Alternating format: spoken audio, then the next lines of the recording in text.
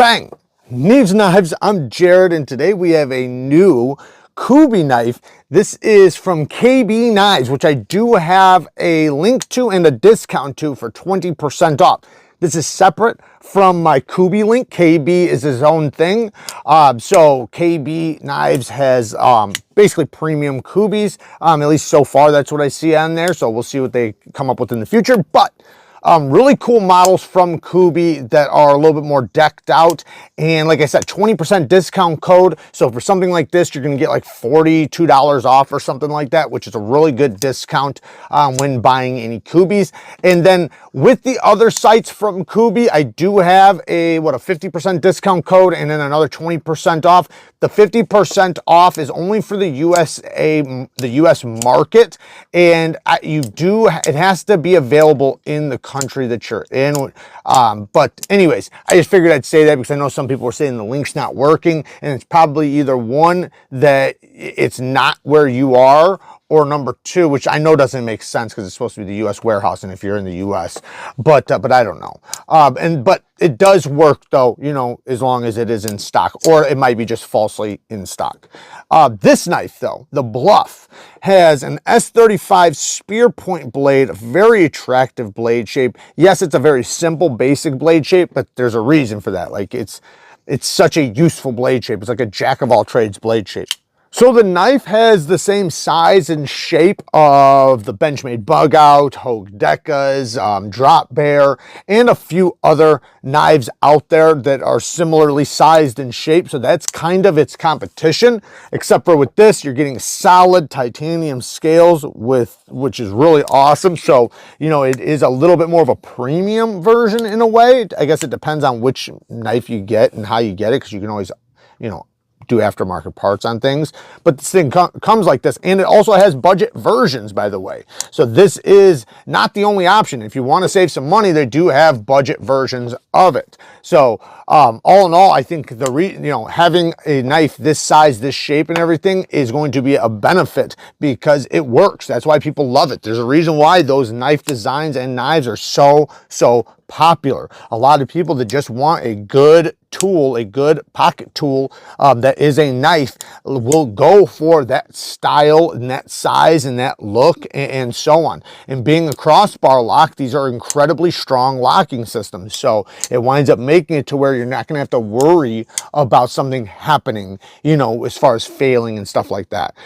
All knives can fail for the most part, but you know, it's a lot less likely. And you have this I'm going to call it a fish scale milling. It looks really good, almost like dragon scales or mermaid scales or something.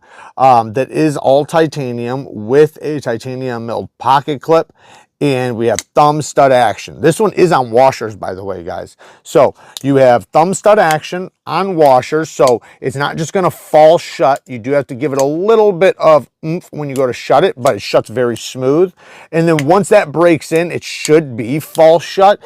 Typically with washer knives, they take, you know, just a little bit longer to break in. Nothing wrong with that. They wind up getting ridiculously glassy smooth. A lot of people prefer them over bearings, while bearings, you know, are just complete guillotines right out of the box. Washers tend to be a little bit more stable in the pivot because it's flat surfaces on flat surfaces, and they tend to, when they do break in, they wind up feeling a lot more glassy smooth, and they technically can keep out dust and stuff a little bit better. While they're not as easy to clean out as bearings, you know, as far as without taking it apart, they definitely keep from getting dust and stuff in the pivot a little bit better. The ergonomics of this thing is really good. This is a compact knife, but yet a full-size knife still. I personally would say it's technically not a large knife or full size. I would say it's like the medium category, where it's not small and it's not large. It's literally right in the middle. I can get a full 4-finger grip, a nice comfortable full 4-finger grip, and I can easily choke up. The crossbar is easy to grip. It has plenty of access, plenty of texturing. The thumb studs operate really, really well. Good texturing on those. You do have the fuller that, you know, you can use, I guess, but the thumb studs are there, so why use those? I don't, you know, just saying. The thumb studs work great. They're placed nicely. They have this chamfer around the edge to give you, better access to it. The geometry of the blade is in the medium area. It's not super slicey, but it's not also hard use. It's right there in the medium area, so you're gonna have a knife or a blade that's relatively tough while still having good cutting performance.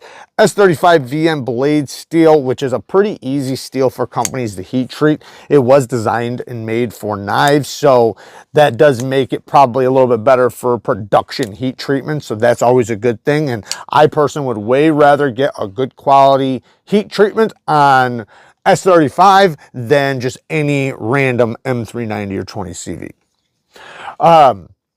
S35, in my opinion, does best with a medium grit edge. I prefer it between 600 and 1200 grit myself. It doesn't hold the bite as well as some other steels when you go into the finer grits. So like I said, I personally don't go over 1200 grit with it. This thing does have a lot of milling on the inside, which does bring down the weight relief. And you can see it does have a little steel inlay in there for hiding the Omega springs.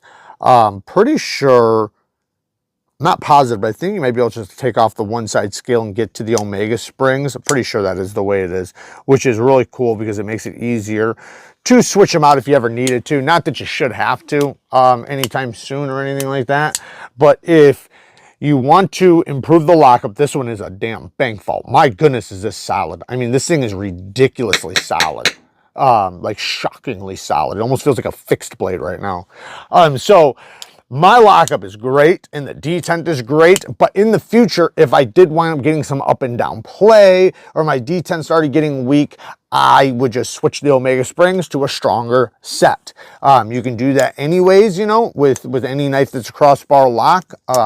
You can buy them on Amazon for like $6-7 a pair or something like that. And then, other companies send extras for you. So, in that case, you can just use the extra ones they send. This one did not come with extras. But all in all, super dope knife. I do like it. I love the TA hardware all the way around. Nice large hardware. It's going to be, it's going to be good for taking apart and maintaining without worrying about stripping the screws. And KUBEY typically does a pretty decent job with not red Loctiting things. They use a blue Loctite, which is always a good thing. All in all, it is a cool knife. My negatives would be sharp control and plunge grind could be better. It's a coated blade. I really like the look of the plain version, the plain with the blue hardware that doesn't have the scales. I think that thing looks really cool. But this is also pretty cool. But that plain one, also there is a plain one that has the scales. Scales on the scales. That's hilarious. Anyways, sharp control and plunge grind, because it's a blacked out blade, I know if I hit the plunge grind right there, it's going to show because, it's coated. However, it does look like I have a couple good sharpenings in there before I really start hitting it. So that's a good thing, but I would prefer it to be better. I'd prefer it to either just have a bigger gap between the plunge grind and the edge, or whatever. Just I just want it separated or bigger. More room to sharpen. That's it. Next thing is, really, all in all, I think that's really it. I don't have many negatives with this thing. It's a really good knife. I love the ergos, the shape, the weight, the size. It's getting smoother and smoother every time I flick it. So I know this thing's going to get ridiculously smooth, eventually.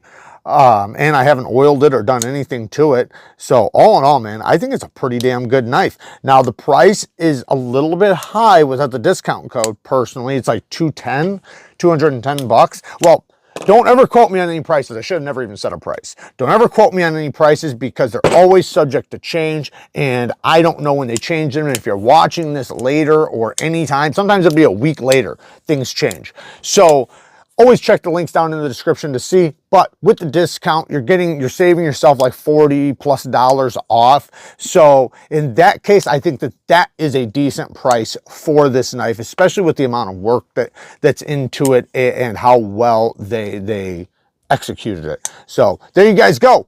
Work hard, stay tough. Until next time, peace.